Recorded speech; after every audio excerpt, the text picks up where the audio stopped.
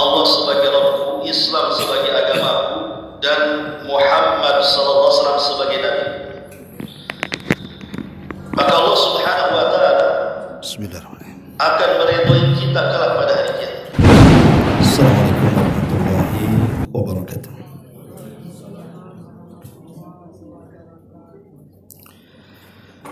Alhamdulillah wassalatu wassalamu ala Rasulillah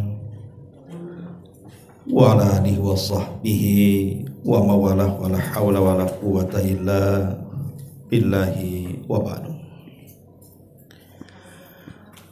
Alhamdulillah, segala puja dan puji hanya milik Allah Subhanahu wa ta'ala. Salawat dan juga salam kita hadiahkan kepada Rasul kita Nabi besar Muhammad sallallahu alaihi wa ala alihi wasallam. Hadirin dan hadirat, ma'asyiral muslimin wal muslimat rahimakumullah. Alhamdulillah, di pagi menjelang siang ini kembali kita bisa duduk untuk bertalabul ilmi di Saung Sunda Sawargi. Salat dan juga salam kita hadiahkan kepada Rasul kita Nabi besar Muhammad sallallahu alaihi wasallam. Dan pagi menjelang siang ini kita akan membahas satu hadis Nabi yang di dalamnya ada 5 perkara, di mana 5 perkara ini amalan-amalan yang ringan tetapi memiliki pahala yang sangat besar sekali, baik yang kita akan dapati di dunia ataupun di akhirat. Hadis ini dikeluarkan oleh Imam Muslim dalam sahihnya dari sahabat Abi Hurairah radhiyallahu anhu. Nabi sallallahu alaihi wasallam bersabda, "Man naffasa am mu'minin qurbatan min qurabid dunya, naffasallahu anhu qurbatan min qurabi yaumil qiyamah. Wa man satara wa man yassara ala mu'sirin yassarallahu alaihi fid dunya wal akhirah. Wa man satara musliman fid dunya satarahu Allahu fid dunya wal akhirah. Wallahu fi aunil abdi ma kana al abdu fi auni akhi. Wa man salaka tariqan yaltamisu fihi ilma sahhalallahu bihi tariqan ilal jannah. Wa majtama'a qaumun fi baiti min buyutillah yatluna kitaballah wa yatadarasunahu bainahum illa nazalat alaihimus sakinah wa ghashiyatuhumur rahmah wa haffathumul malaikah wa dzakarallahu fi man indah wa man batta'a bihi amaluhu lam yusri' bihi nasabuhu." Ma'asyiral muslimin wal muslimat rahimakumullah. Perhatikan hadis ini, hadis yang sangat mulia sekali. Kalau hadis ini diamalkan di masyarakat Islam, maka dipastikan masyarakat itu akan baik. Kalau hadis ini diamalkan di dalam rumah, dalam satu keluarga, maka saya pastikan keluarga itu akan menjadi keluarga saleh dan salehah. Dan kalau hadis ini kita amalkan untuk pribadi-pribadi kita, dipastikan kita akan terlahir menjadi orang baik. Jadi hadis ini sangat mulia sekali, bisa memperbaiki diri kita, keluarga, bahkan masyarakat. Kata Nabi sallallahu alaihi wasallam, "Man naffasa am mu'minin qurbatan." Barang siapa yang mengeluarkan dari seorang mukmin ini satu kesulitan, min kurabid dunya, dari kesulitan-kesulitan seorang mukmin di dunia. Naffasallahu anhu qurbatan min qurabi yaumil qiyamah. Maka Allah Subhanahu wa taala akan menghilangkan kesulitan-kesulitan dia kelak pada hari kiamat. Ma'asyiral muslimin yang dimuliakan Allah Subhanahu wa taala, ini amalan yang pertama, menghilangkan kesulitan seorang mukmin. Perhatikan hadis ini. Rasul sallallahu alaihi wasallam menjelaskan kepada kita bahwa manusia tidak mungkin lepas dari kesulitan-kesulitan dunia. Siapapun, saya, Anda atau siapapun, tidak mungkin keluar daripada kesulitan-kesulitan dunia. Karena kesulitan-kesulitan dunia ini akan terus ada, baik kecil ataupun besar, baik cepat ataupun lama, itu pasti akan menerpa setiap kita. Baik itu bicara soal kesehatan, diuji oleh Allah dengan sakit, baik itu bicara ekonomi, diuji oleh Allah sehingga seret ekonominya, bahkan menjadi pengangguran.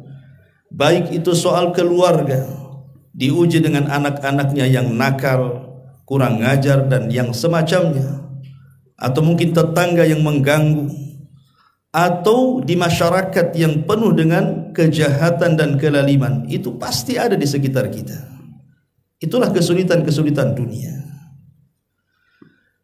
Tetapi kalau kita bandingkan kesulitan dunia yang kita hadapi dengan kesulitan kelak pada hari kiamat, itu tidak ada apa-apanya. Karena kesulitan dunia ini terkadang datang, terkadang pergi, terkadang mengecil, terkadang membesar, dan begitu seterusnya. Tapi kesulitan akhirat ini tidak bisa dibayangkan. Bisa saja kemudian kesulitan di akhirat itu menjerumuskan kita ke dalam jahanam. Karena kesulitan di akhirat itu tidak pernah dilihat mata, didengar telinga, terlintas dalam benak manusia pun tidak bisa. Saking dahsyatnya kesulitan pada hari itu. Lah di sini Nabi SAW berikan solusi. Barang siapa yang menghilangkan satu kesulitan, lihat bahasa Rasul, bukan kesulitan-kesulitan yang banyak yang harus kita hilangkan, satu saja. Kalau ada seorang muslim mengalami kesulitan dalam satu perkara, kemudian kita berusaha untuk menghilangkannya atau minimalnya meringankannya, maka balasannya nanti pada hari kiamat bukan satu kesulitan seorang muslim yang kita hilangkan, Allah hilangkan satu kesulitan di akhirat, tidak. Tapi bahasanya Allah akan hilangkan kesulitan-kesulitan yang banyak kelak pada hari kiamat. Jadi satu kesulitan yang kita hilangkan, Allah balas dengan banyak kesulitan yang Allah akan hindarkan kelak pada hari kiamat. Ini namanya apa? Amalan yasir, amalan ringan, tapi pahalanya segudang. Karena satu kesulitan saja bisa menghilangkan banyak kesulitan. Itulah yang disebut dengan amalan ringan tapi pahala besar. Dan menghilangkan kesulitan dari seorang muslim itu ada dua macam.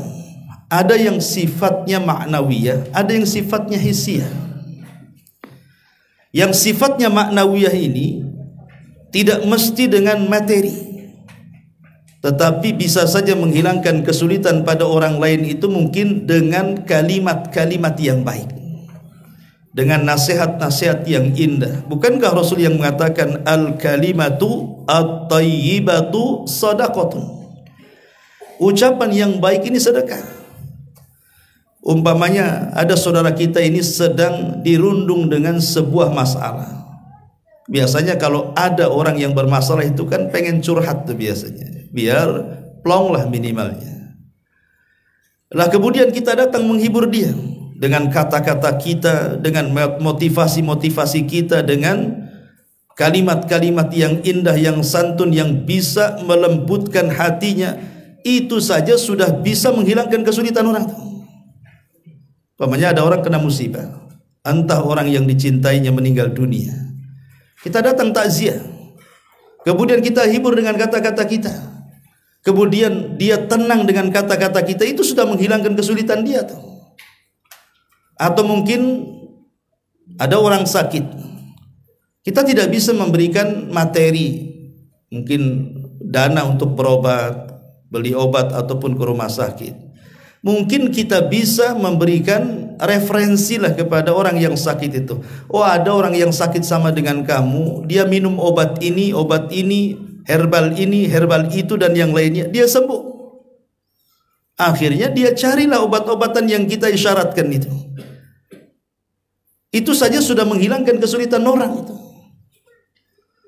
Ma'asyiral muslimin wal muslimat rahimakumullah. Ataupun lebih daripada itu, kalau kita bisa memberikan materi, ya itu lebih baik lagi. Kalau memang seperti itu, seperti ada orang sakit, makanya disunahkan kalau kita menjenguk orang sakit itu, kalau bisa bawalah obat-obatan yang bisa menyembuhkan dia. Mungkin kita bukan medis seperti dokter yang tahu penyakit ini obatnya kan itu. Ya kita ambillah obat-obatan yang umum seperti bawa madu, habatus sauda, air zam-zam, kan itu kan umum tuh. Ya. Yang itu adalah obat-obat yang secara syar'i bisa mengobati segala penyakit. Maka disunahkan seperti itu, atau disunahkan berdoa. Itu bagian menghilangkan kesulitan. Maka siapa yang menghilangkan satu kesulitan saja di dunia bagi seorang mukmin, kelak pada hari kiamat banyak kesulitan dia akan Allah hilangkan. Luar biasa. Lah dalam poin pertama ini, Rasul tidak menyebutkan balasan di dunia, tapi menyebutkan balasan di akhirat. Siapa yang menghilangkan satu kesulitan seorang mukmin di dunia, Allah akan hilangkan banyak kesulitan dia di akhirat. Lihat, kenapa Allah akhirkan balasannya di akhirat? Kenapa tidak disegerakan balasannya di dunia? Sebenarnya balasannya ada juga di dunia, tapi tidak disebutkan. Hanya disebutkan balasannya di akhirat. Karena besarnya keutamaan orang yang menghilangkan kesulitan orang itu. Makanya Allah akhirkan balasannya kelak pada hari kiamat. Saking agungnya masalah yang pertama ini, sehingga Allah akhirkan balasannya pada hari kiamat. Ini yang pertama. Singkat-singkat saja. Yang kedua, Nabi SAW mengatakan, man yassara an mu'sirin, barang siapa yang menghilangkan kesulitan dari orang yang sedang terlilit hutang, yassarallahu fid dunya wal akhirah, maka Allah akan hilangkan kesulitan dia di dunia dan di akhirat. Nah, sekarang disebutkan kalimat dunia dan akhirat. Kalau poin pertama di akhirat saja, bukan berarti di dunia tidak ada balasan. Ya. Di sini Nabi SAW mengatakan, man yassara am mu'sirin, barang siapa yang menghilangkan kesulitan. Yang mu'sir itu identik dengan orang yang terlilit hutang. Nabi mengatakan dengan kalimat nakirah. Dalam bahasa Arab itu ada ma'rifat, ada nakirah. Nakirah itu tufidul umum. Artinya baik yang terlilit hutang itu dia seorang muslim, ataupun yang terlilit hutang itu bukan orang Islam, non muslim atau orang kafir. Baik yang terlilit hutang itu sedikit ataupun banyak, kemudian kita membantu, baik membantu sedikit ataupun banyak, maka Allah akan hilangkan kesulitan dia di dunia dan akhirat. Ma'asyiral muslimin wal muslimat rahimakumullah. Sebenarnya kalau kita melihat hari ini, masyarakat hari ini ya, umumnya dengan kondisi ekonomi yang memang sangat sulit sekali gitu ya. Sekarang kita lihat banyak orang-orang yang terkadang itu membeli sesuatu tidak bisa dengan cara cash. Terpaksalah dia dengan hutang ke sana kemari. Celakanya dia bisa hutang tak bisa bayar. Itu kebanyakan tuh. Hutang pandai, bayar pula tak pandai. Itu kebanyakan orang kayak gitu. Dan hakikatnya ini ukubah, sebenarnya hukuman dari Allah Subhanahu wa taala. Kesulitan ekonomi itu hukuman dari Allah sebenarnya. Bisa saja karena kemaksiatan yang dilakukan kita, akhirnya Allah sulitkan ekonomi kita. Seperti hadis Nabi SAW ketika menasihati orang-orang muhajirin, apa kata Rasul? Ya ma'syaral muhajirin khamsun idzabtulitum bihinna wa a'udzu billahi an tudrikuhun. Wahai orang-orang muhajirin, perhatikan 5 perkara. Jangan sampai menimpa kalian Kalau menimpa kalian, aku berlindung kepada Allah, jangan sampai menimpa kalian. Salah satunya kata Rasul, walam yanqusul mikyala wal mizan. Tidaklah sebuah kaum yang mereka mulai mengurang-urang takaran dan timbangan alias curang dalam berdagang, illa akhadha bisinin, kecuali Allah akan menimpakan mereka, illa ukhidu, kecuali mereka akan ditimpa bisinin dengan paceklik yang berkepanjangan. Ini yang pertama nih. Dan itu kita lihat di negeri kita sudah terkadang terjadi paceklik itu ya. Terutama daerah-daerah di luar Batam lah, di daerah Jawa itu kalau sudah kekeringan itu jalan-jalan, kebun-kebun, sawah-sawah itu sampai retak-retak. Sampai di antara mereka itu harus mengais air itu dari jarak yang jauh sekali. Tidak bisa ditanami. Illa ukhidu bisinin wa syiddatul maunati, ataupun seretnya ekonomi, susah cari kerja. Susah cari kerja, terutama orang-orang yang tidak stabil pekerjaannya ya. Kalau yang stabil pekerjaannya mungkin yang sudah jelas gaji bulanan, kerja buruh PT atau yang semacamnya mungkin masih tenang. Tapi yang kerja-kerja serabutan itu, seperti tukang bangunan atau yang semacamnya itu ya, atau mungkin orang-orang yang ojek ataupun yang Grab atau apa yang ya menanti pelanggan, kalau ada ya ditarik, nggak ada ya diam saja. Kadang-kadang diuji dengan syiddatul maunah, susah cari ekonomi. Ataupun Allah uji yang ketiga, bukan syiddatil maunah saja, wa jawri sultani alaihim, terkadang diutus pula para penguasa-penguasa zalim yang pandai merampas hak rakyatnya tapi tidak pernah memberikan hak penguasa kepada rakyatnya. Dan itu sudah terjadi tiga-tiganya di negeri kita itu. Sering terjadi paceklik, kalau hujan pun tidak subur, justru malah banjir di mana-mana kan itu. Kemudian seretnya ekonomi, belum lagi kemudian penguasa zalim yang memperkaya diri dan menyusahkan rakyatnya. Itu terjadi di negeri kita. Dan ini bagian daripada ukubah sebenarnya, bagian daripada hukuman Allah kepada kita. Boleh jadi karena kita belum mampu untuk menjadi orang baik, maka Allah azab seperti itu. Belum bisa jujur dalam membeli atau menjual gitu ya. Karena akibat tiga perkara ini itu akibat dari satu dosa sebenarnya kan. Bayangkan satu dosa tapi tiga azab. Dosanya itu cuma curang dagang saja, tapi azabnya tiga. Dikirim paceklik, dikirim susah ekonomi, dikirim penguasa-penguasa zalim.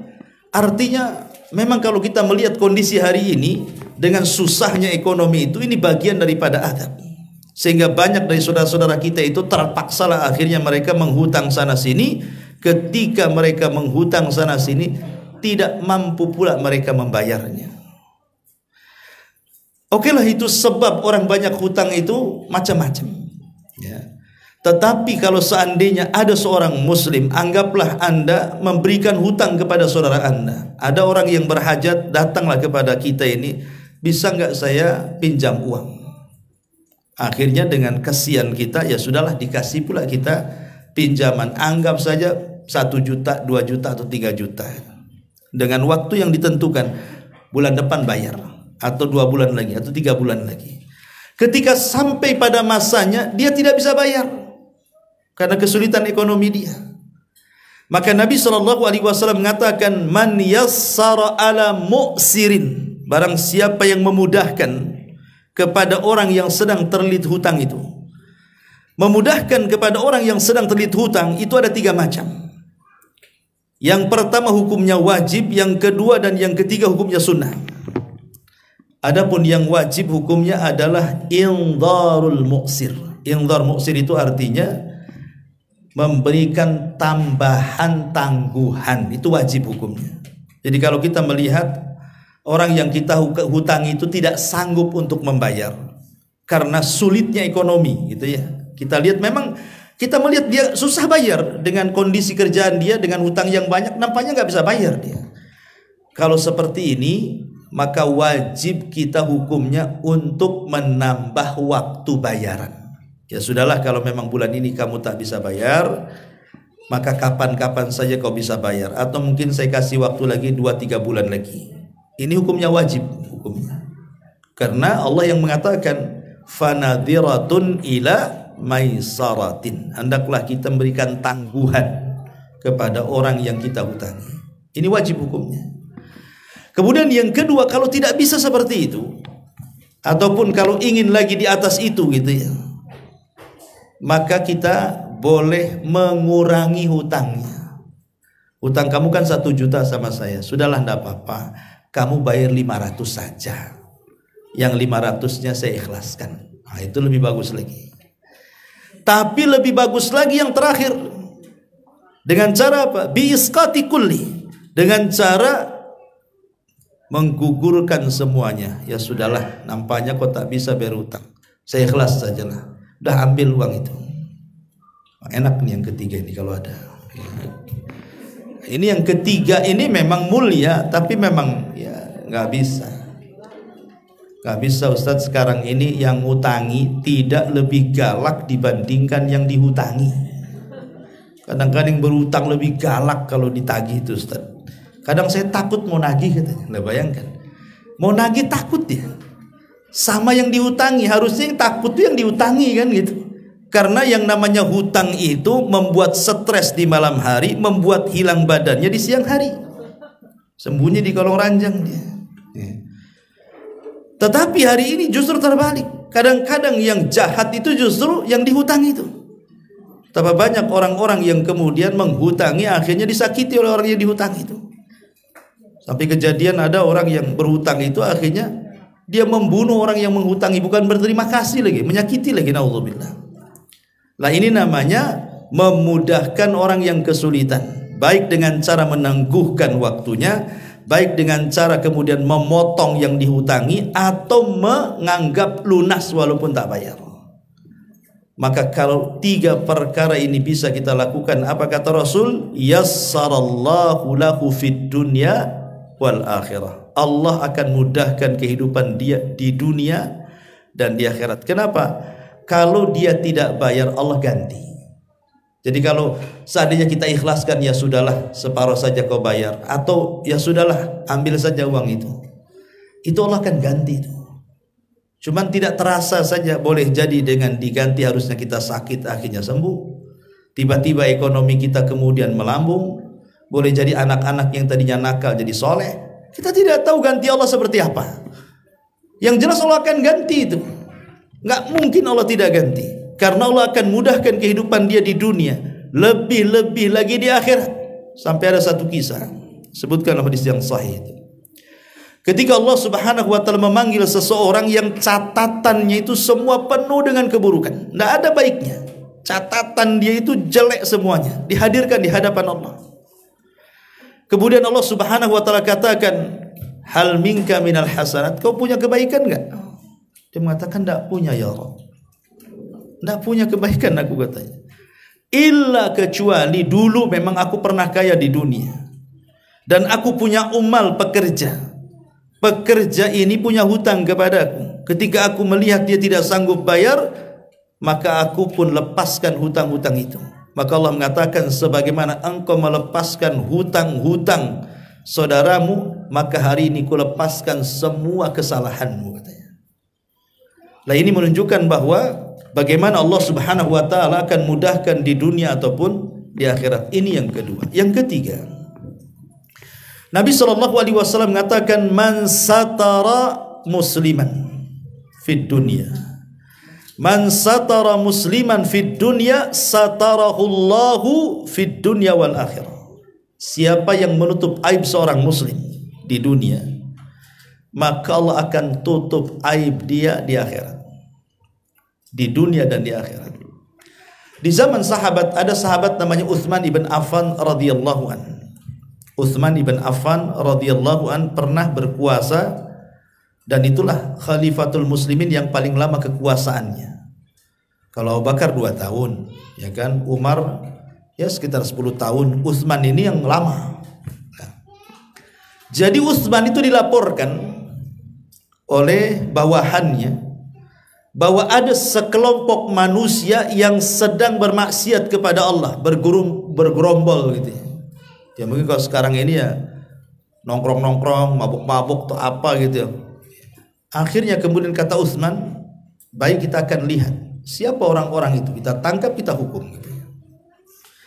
Akhirnya kemudian bocor pula nih rahasia penggerebekan ini, sampai pula kepada orang-orang yang kumpul itu. Ketika Utsman datang dengan beberapa orang untuk menangkap orang-orang yang sedang bergerombol itu, rupanya sudah buyar, sudah pergi. Nah, kan banyak sekarang yang gitu kan, polisi mau gerebek sabung ayam, polisinya lagi di jalan, udah hilang semua orang penyabung itu, bocor ya kan. Entah dari mana bocor itu ya, bukan atap aja yang bocor, informasi juga bocor juga. Jadi ketika Utsman itu sampai di tempat itu tidak ada orang, sudah pada buyar. Apa yang dilakukan Utsman?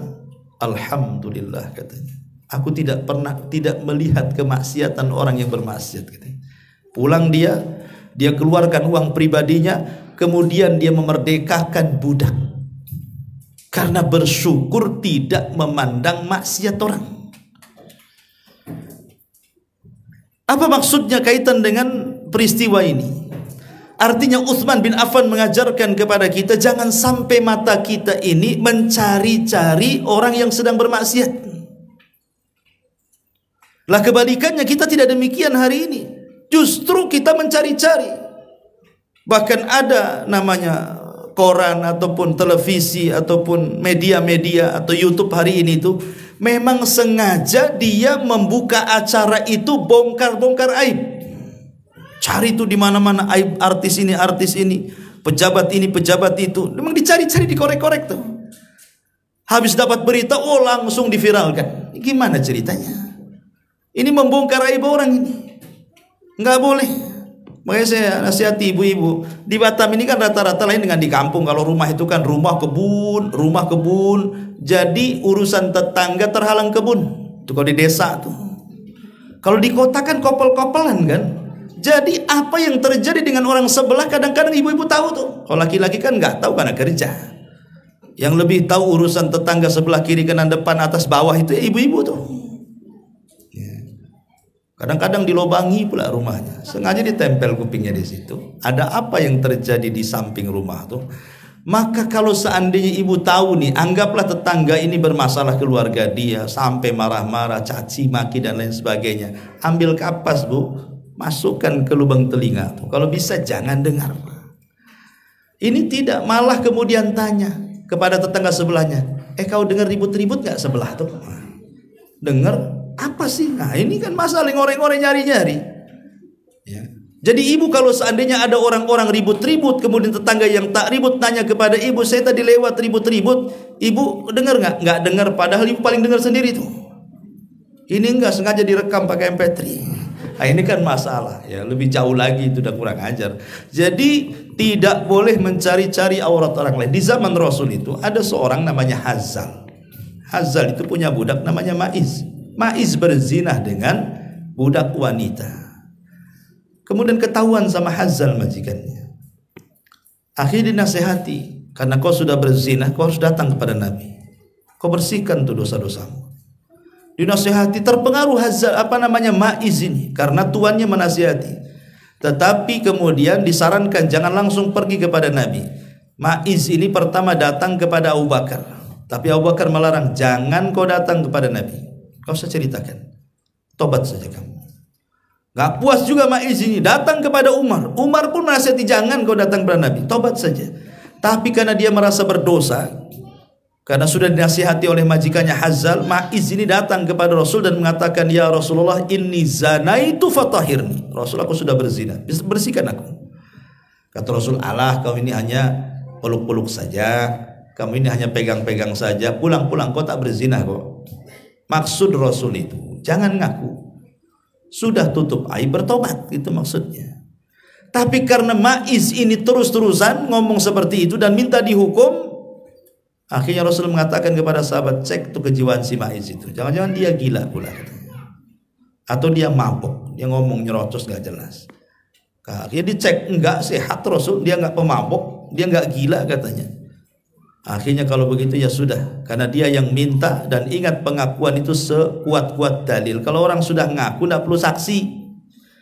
Saksi itu didatangkan kalau nggak ngaku ya. Jadi tidak perlu saksi lagi kalau udah ngaku.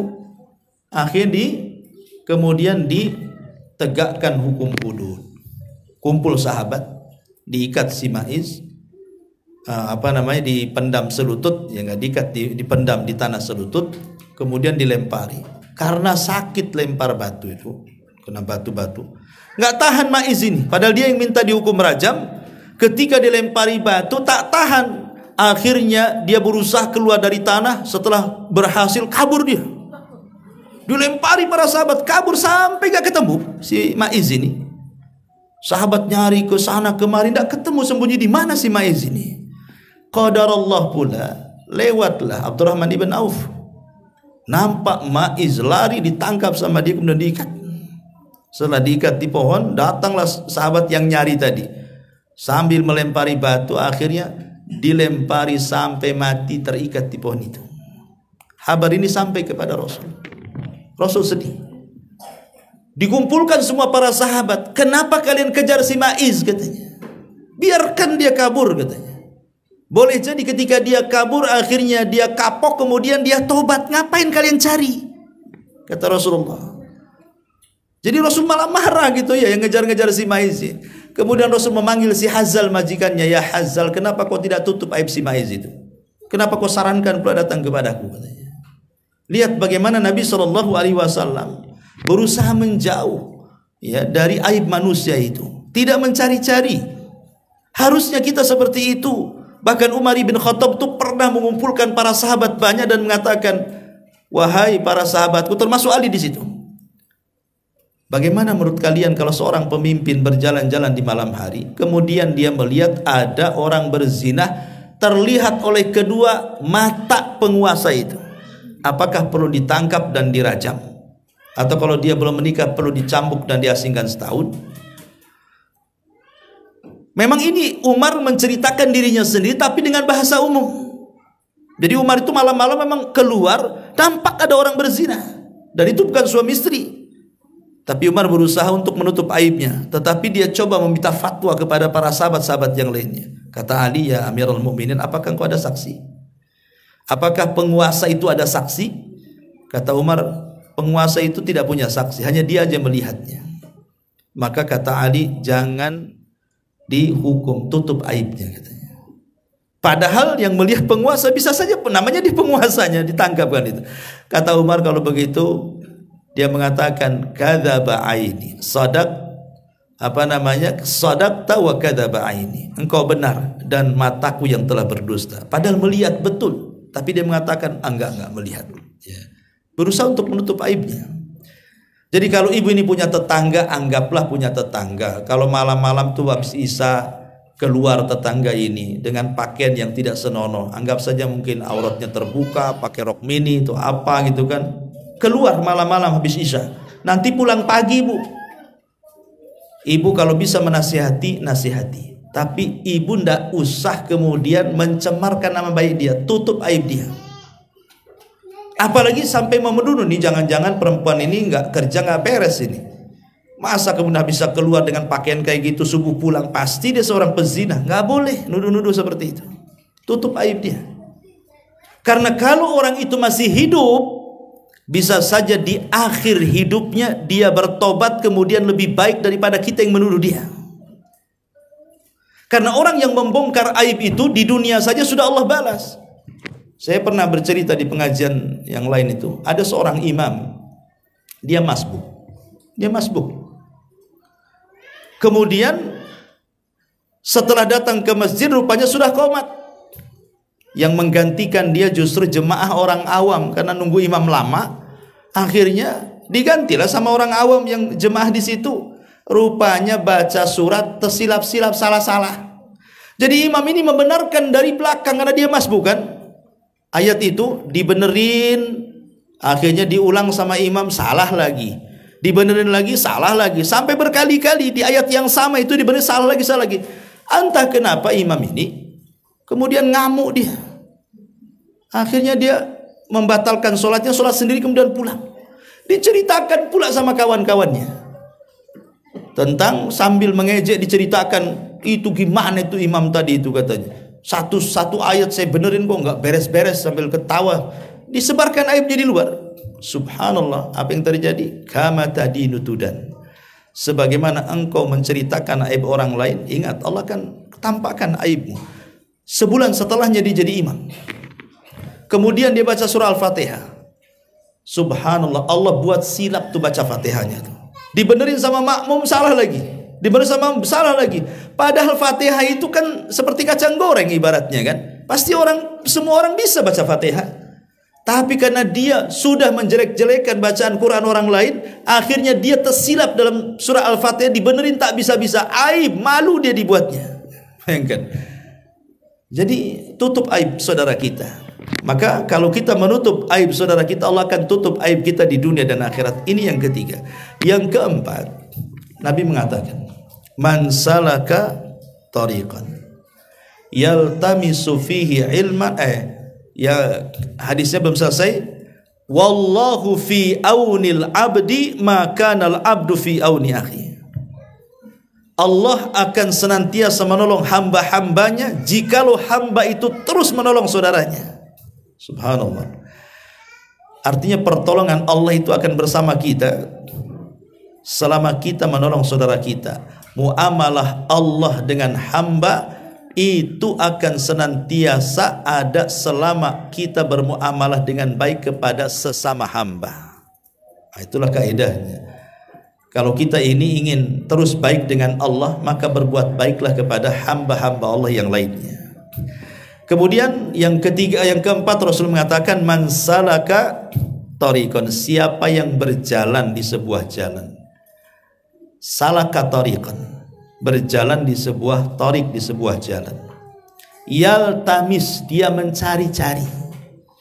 Ilman, sebuah pengetahuan.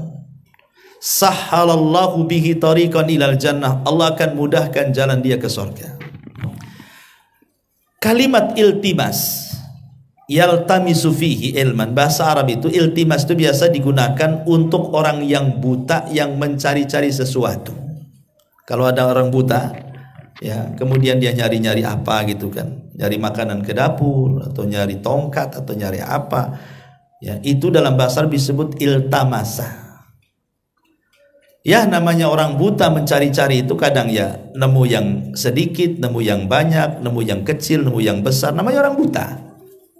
Ya, kadang-kadang dia umpamanya ke dapur, ya, mencari-cari ini cari itu, kan agak sulit orang buta tuh. Terkadang dapat yang kecil, dapat yang besar. Artinya di sini barang siapa yang dengan kesungguhannya, karena orang buta itu kan mencari-cari pasti dengan kesungguhannya, karena dia nggak melihat masalahnya, dengan insting dia kan.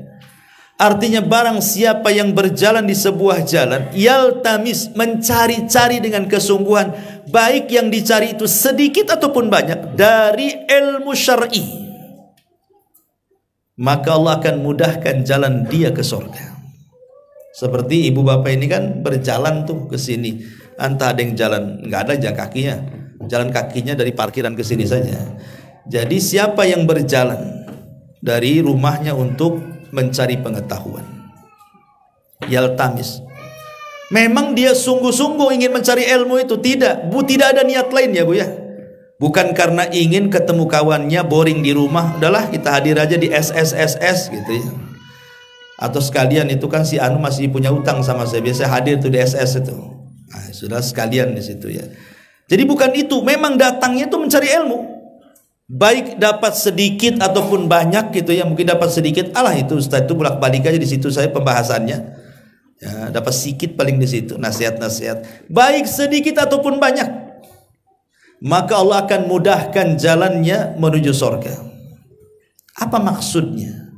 Orang yang datang ke majelis ilmu mencari pengetahuan agama, Allah mudahkan jalannya ke surga, itu maksudnya apa?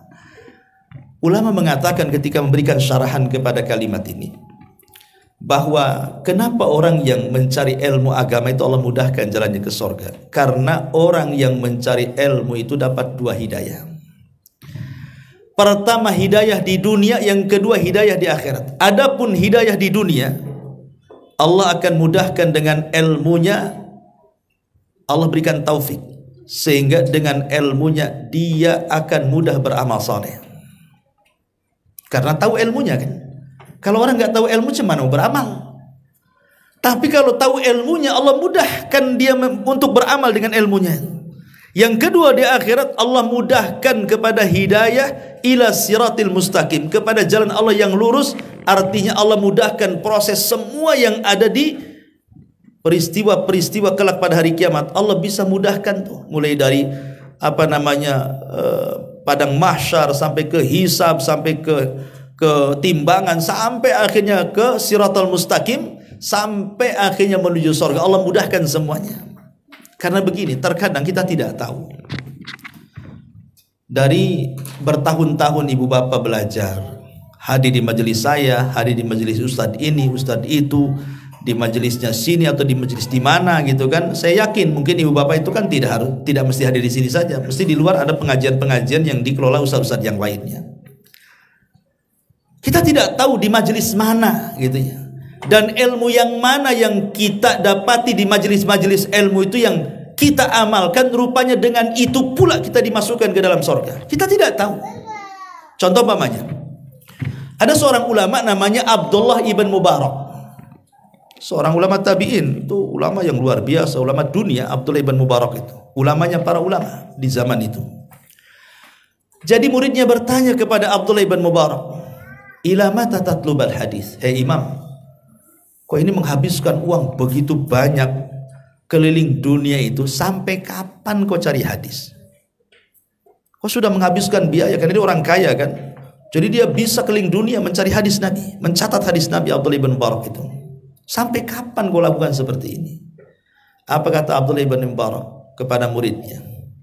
Dia mengatakan, barangkali Allah memasukkan aku ke dalam sorga itu dengan sebuah hadis yang belum aku dengar dan belum aku catat, katanya. Jangan salah ya. Boleh jadi dengan satu hadis itu Allah masukkan aku ke dalam sorga, tapi hadis itu belum ku dengar dan belum ku catat, makanya aku terus cari-cari halaqah hadis itu. Itu pentingnya hadir di majelis taklim itu. Boleh jadi mungkin adalah di pengajian kemarin atau hari ini atau mungkin nanti lagi ada sebuah pengetahuan yang baru diketahui, kemudian diamalkan, boleh jadi itu pula yang memudahkan kita masuk surga. Contoh umpamanya Abi Dawud As-Sijistani. Abi Dawud As-Sijistani ini seorang pengeluar hadis.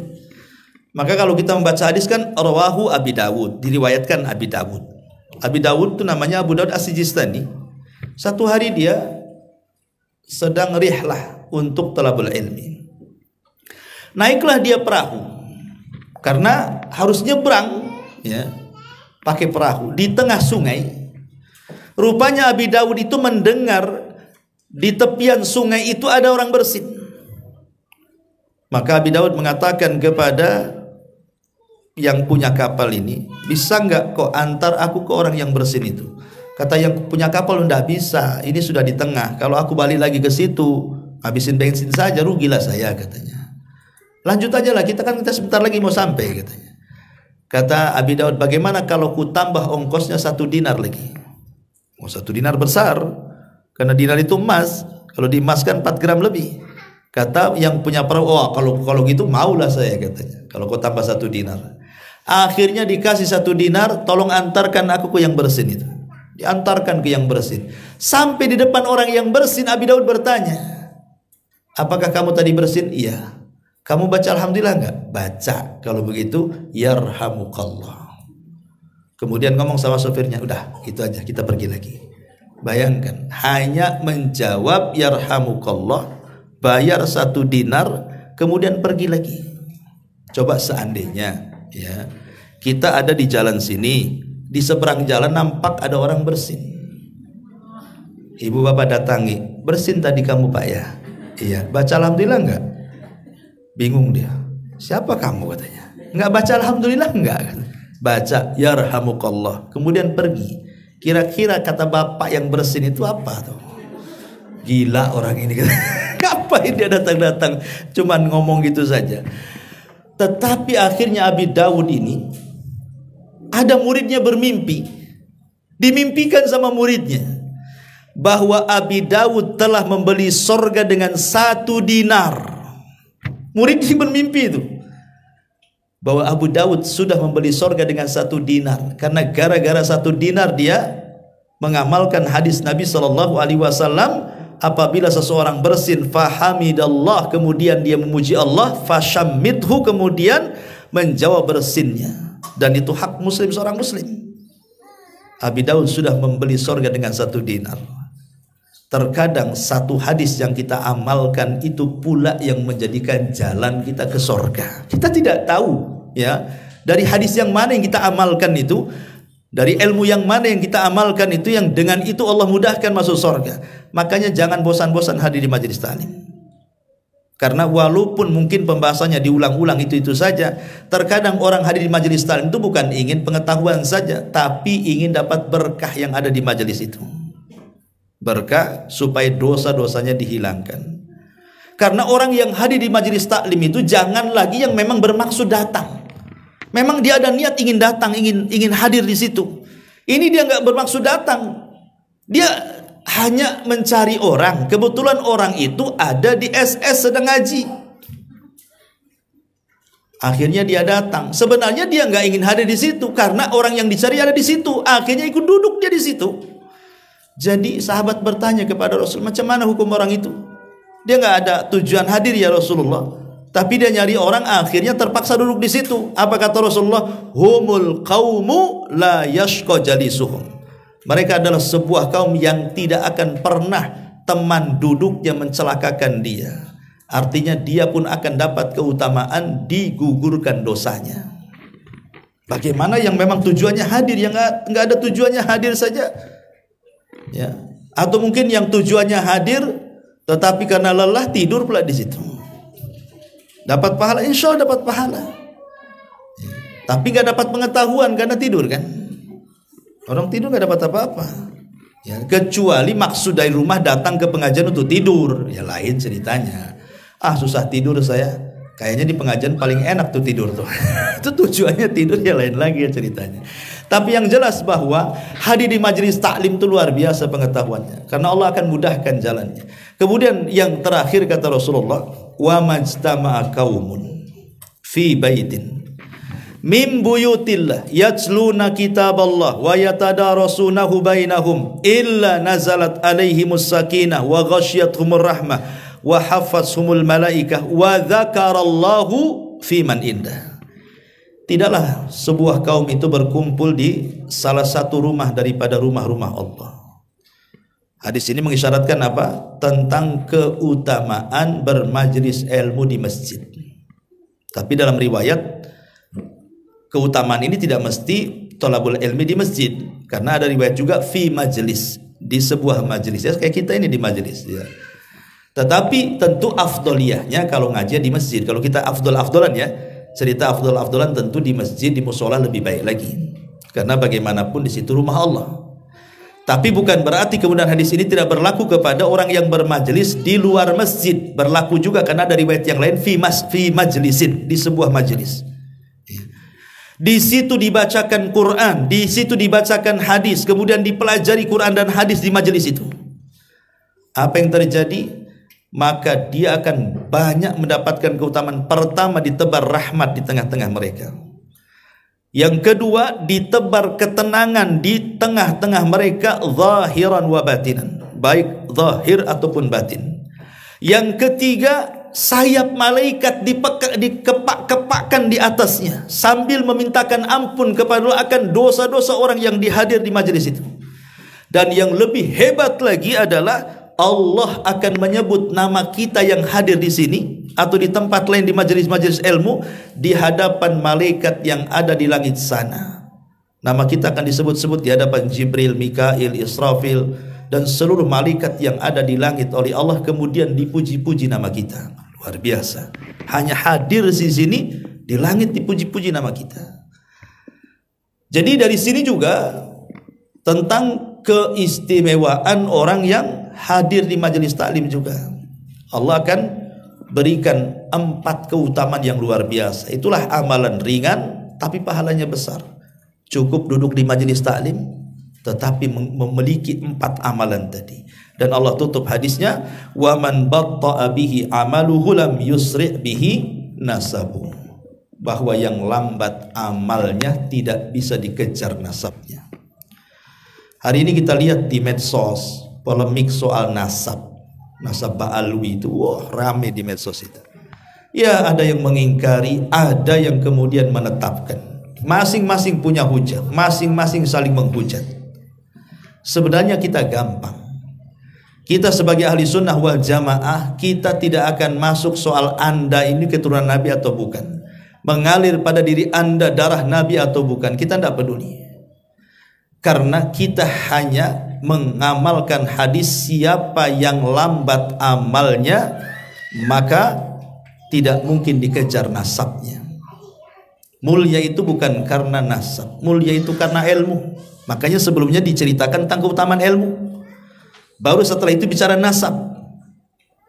Ketika Rasulullah SAW mendahulukan keutamaan ilmu kemudian bicara dengan nasab setelahnya, berarti yang mengangkat derajat seseorang itu bukan nasab tetapi pengetahuan. Dan bukan hanya pengetahuan agama, pengetahuan umum pun bisa jadi pahala. Bukan dari zat ilmunya tapi niat mencarinya. Jadi kalau ilmu agama, zat ilmunya itu yang mengangkat derajatnya, tapi kalau ilmu dunia, niat mencarinya yang jadi pahala, bukan zat ilmunya. Contoh, saya sekolah umum, ingin jadi dokter, ingin jadi pilot, ingin jadi konsultan atau apa gitu ya, pengacara, notaris atau apa pokoknya sekolahnya itu. Kalau dalam niat ketika mencari ilmu dunia itu, niatnya nanti kalau saya pengacara saya akan membela yang benar, berarti niatnya jadi pahala. Oh nanti kalau saya jadi pilot ya, pokoknya saya akan antar itu dengan pesawat saya untuk haji umroh gratis, tapi di sini bayar ya.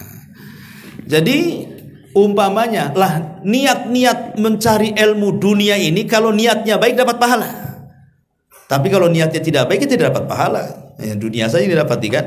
Jadi kalau ilmu dunia dinilai pahala dengan niatnya, tapi kalau ilmu agama bukan hanya niat, zat ilmunya juga berpahala.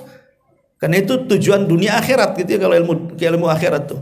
Dari sini kita tahu bahwa yang memuliakan manusia di dunia dan akhirat itu bukan nasab, tetapi adalah pengetahuan dia soal agama dan ketakwaan hasil dari ilmu yang dicarinya. Inna akramakum indallahi atqakum. Jadi kalau seandainya ada orang mengaku keturunan Nabi, ya terserah kalian. Dan kita tidak bisa juga menetapkan atau mengingkari. Kalau orang mengaku saya nasab keturunan Nabi, ya terserah, tapi lihat akhlaknya. Kalau dia mengaku keturunan Nabi, akhlaknya kayak Abu Lahab, ya aduh, gimana ceritanya? Kamu turunan Nabi, akhlakmu kayak Abu Lahab, gimana ceritanya? Abu Lahab juga pamannya Nabi kan itu. Apakah Abu Lahab masuk surga? Tidak, masuk neraka. Saya selanaran dzata lahab. Jadi harusnya orang-orang yang ngaku turun Nabi itu dia yang paling depan membela sunnah harusnya. Kalau dia mengaku turun Nabi, dia harusnya yang pertama kali membela tauhid. Bukan pula dia yang menghilangkan tauhid, menghilangkan sunnah, kemudian hanya dimanfaatkan untuk menipu manusia, naudzubillah. Maka dengan keutamaan ilmu dibandingkan nasab ini, di akhir hadis kita ada 3 amal, 5 amalan. Pertama saya ringkas, orang yang memudahkan kesulitan seorang muslim. Yang kedua, orang yang memudahkan orang yang kelit hutang. Yang ketiga, orang yang menutup aib seorang muslim. Yang keempat, orang yang berjalannya saja itu sudah dapat pahala untuk mencari ilmu agama. Dan yang terakhir, orang yang duduk di majelis ilmu. Wallahu a'lam bishawab. Ini yang bisa saya sampaikan. Silakan sebelum saya tutup kalau ada yang bertanya.